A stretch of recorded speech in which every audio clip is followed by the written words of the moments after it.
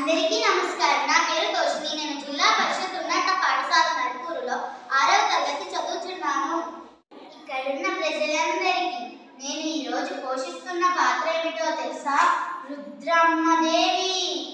ప్రజారంజకుడని, కళా పోషకుడని పేరొందిన గణపతి దేవుని అగ్రకుమార్తెను నేను యుద్ధంలో కాలి ఊపితే శత్రువులు తోక ముడుస్తారు.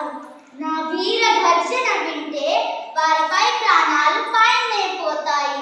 నేను రణరంగంలో వీరంగనం చేస్తుంటే ముందు చూస్తే రుద్రమ్మ, వెనుక చూస్తే రుద్రమ్మ, ప్రక్క చూస్తే రుద్రమ్మ, ఎటు చూసిన రుద్రమ్మ అంటూ శత్రువులు పరుగు తీస్తారు. ఆంధ్రదేశ చరిత్రలో మా కాకతీయులకు విశిష్ట స్థానం ఉంది. నా తండ్రి గణపతి దేవుడు నాకు ఒక ప్రక్క సంగీత, సాహిత్య, నృత్య కళలు నేర్పిస్తూ మరో ప్రక్క రాజనీతి, అర్థశాస్త్ర విద్యలు నేర్పించారు. నా తండ్రితో పాటు యుద్ధంలో ఒక్కొక్కరిని ఓడిస్తూ ముందుకి పోతుంటే దేవగిరి యాదవ్ రాజు నా మీద కత్తి దూశాడు. కానీ నేను తగ్గను లేదు.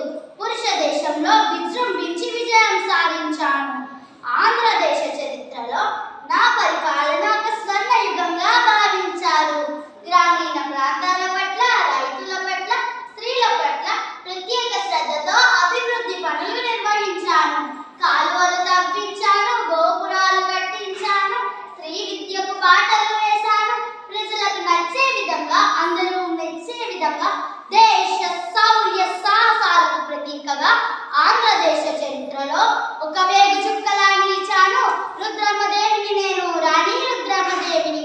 జై